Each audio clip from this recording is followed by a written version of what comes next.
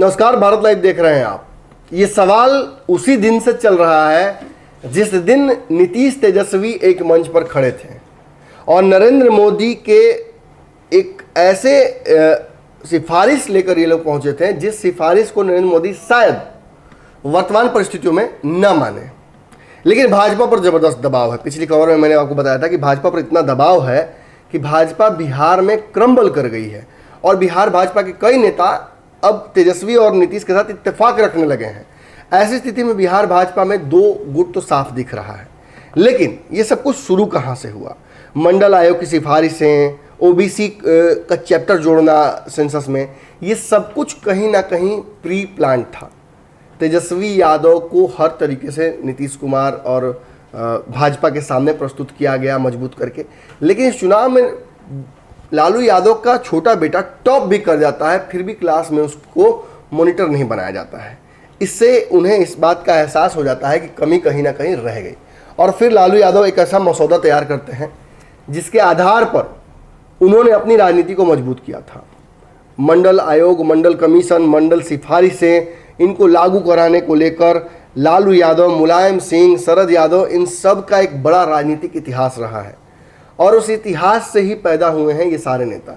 ऐसी स्थिति में आज एक बार फिर से मंडल आयोग की जो बची हुई सिफारिशें हैं उनको लागू कराना, ओबीसी जनगणना कराना, इन सब को लेकर अगर तेजस्वी संघर्ष करते हैं तो उनके पास एक बड़ा राजनीतिक जमीन होगा और कहीं ना कहीं व्यापक उनकी पहुंच होगी जनता तक और इसका फायदा इसके बाद वाले चुनाव में हो सकता है। तेजस्वी के साथ सबसे बड़ी बात है कि उनके पास बहुत समय है और इस समय का सदुपयोग करके अगर लालू के हिसाब से वो चलते हैं तो उन्हें फायदा राजनीतिक होगा। लेकिन यहाँ एक बड़ा यक्ष प्रश्न सामने खड़ा हो जाता है, नीतीश का क्या उपयोग है? नीतीश जब तेजस्वी के साथ सीधे जाना नहीं चाहते हैं तो एक मंच पर क्यों है? लालू यादव का इसको लेकर क्या सोचना है? लालू यादव कौन सा समीकरण साधना चाहते हैं? आखिर सीधे तौर पर जब दोस्ती नहीं हो रही है तो गुपचुप दोस्ती कैसे कराना चाहते हैं लालू यादव?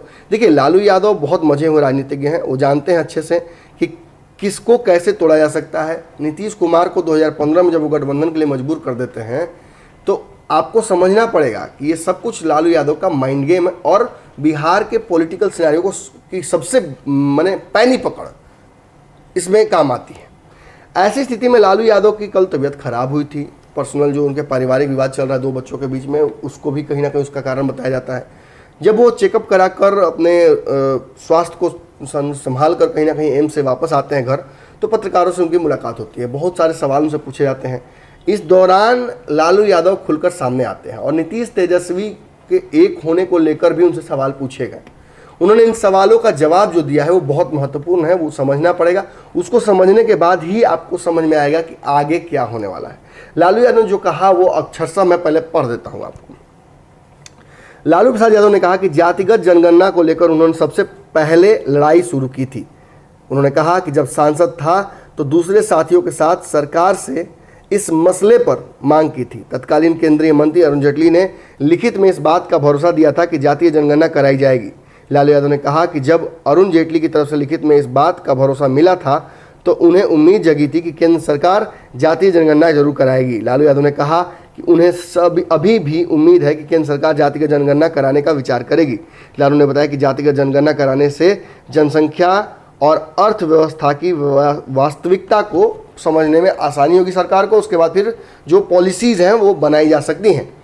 लेकिन उन्होंने नीतीश और तेजस्वी को लेकर ये बात भी कही कि जब एक मुद्दा हो तो एक साथ होने में कोई परहेज नहीं है।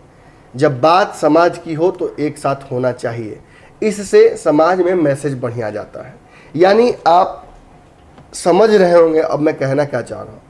तेजस्वी यादव और नीतीश कुमार को आज इस प्लेटफॉर्म पर लाने का जो खाका है वो टाइम मशीन में बैठकर लालू यादव ने बहुत पहले जाकर रच दिया था।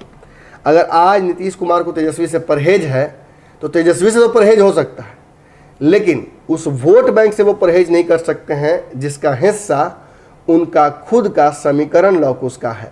ऐसी स्थिति में नीतीश कुमार के पास, मैंने कल भी कहा था, भले ही उनका मन नहीं हो लेकिन विकल्प मात्र एक है जो लालू यादव ने उनके सामने प्रस्तुत कर दिया है। अगली खबर में जल्दी ही मुलाकात करते हैं। अगर ये वीडियो पसंद आई और वह बिहार के राजनीति और बिहारियत से सरोकार रखेनी तो सब्सक्राइब बटन दबा के चैनल के सब्सक्राइब कर ली। ओजे एगो घंटी बा, ओकरा बटन दबा देला से कुल सटीक और मारक खबर रुआ मुफ्त में मिल जाई। अगर रुआ पत्रकारिता के हमनी के नया प्रयोग में सहयोग कर चाहतानी तो ज्वाइन बटन दबा दी। पेटीएम नंबर नोट कर ली 9386816700। धन्यवाद।